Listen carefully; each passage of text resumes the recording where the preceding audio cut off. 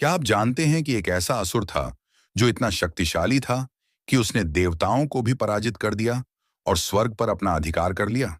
क्या आपने कभी सोचा है कि वह कौन था जिसने पूरी सृष्टि को अपनी क्रूरता और शक्ति से कांपने पर मजबूर कर दिया? आज हम आपको एक ऐसी कहानी सुनाने जा रहे हैं जिसमें छिपी है धर्म और अधर्म के बीच की टकराहट, एक अद्भुत योद्धा और एक दिव्य देवी की गाथा। चलिए शुरू करते हैं। महिषासुर एक असुर था। महिषासुर के पिता रंभ असुरों का राजा था, जो एक बार जल में रहने वाले एक भैंस से प्रेम कर बैठा और इन्हीं के योग से असुर महिषासुर का जन्म हुआ। इस वजह से महिषासुर इच्छानुसार जब चाहे भैंस और जब चाहे मनुष्य का रूप धारण कर सकता था।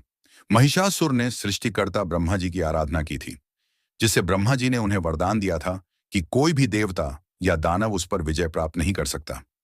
महिषासुर बाद में स्वर्ग लोक के देवताओं को सताने लगा और पृथ्वी पर भी उत्पात मचाने लगा। उसने स्वर्ग पर एक बार अचानक आक्रमण कर दिया और इंद्र को परास्त कर स्वर्ग पर अधिकार कर लिया और सभी देवताओं को वहां से खदेड़ दिया।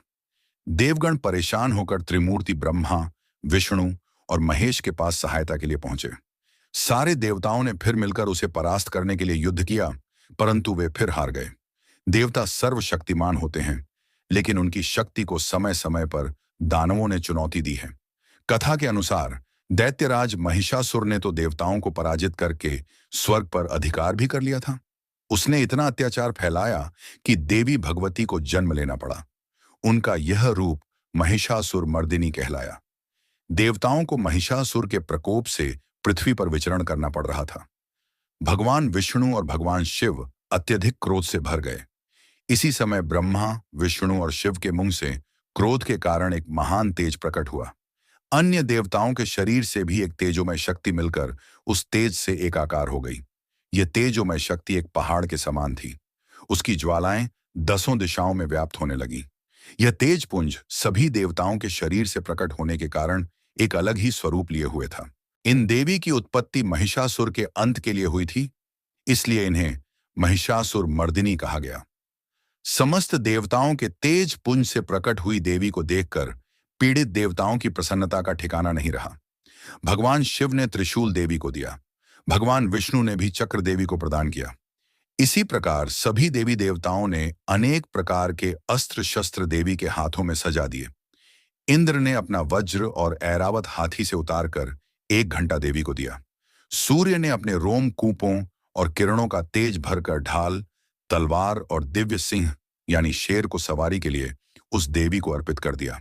विश्वकर्मा ने कई अभेद्य कवच और अस्त्र देकर महिषासुर मर्दिनी को सभी प्रकार के बड़े छोटे अस्त्रों से शोभित किया।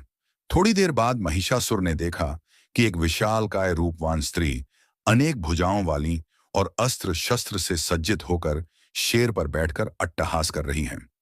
महिषासुर की सेना का सेनापति आगे बढ़कर देवी के साथ युद्ध करने लगा। उदग्र नामक महादैत्य भी 60,000 राक्षसों को लेकर इस युद्ध में कूद पड़ा। महानु नामक दैत्य 1 करोड़ सैनिकों के साथ, अशीलोमा दैत्य 5 करोड़ और वास्कल नामक राक्षस 60 लाख सैनिकों के साथ युद्ध में कूद पड़े।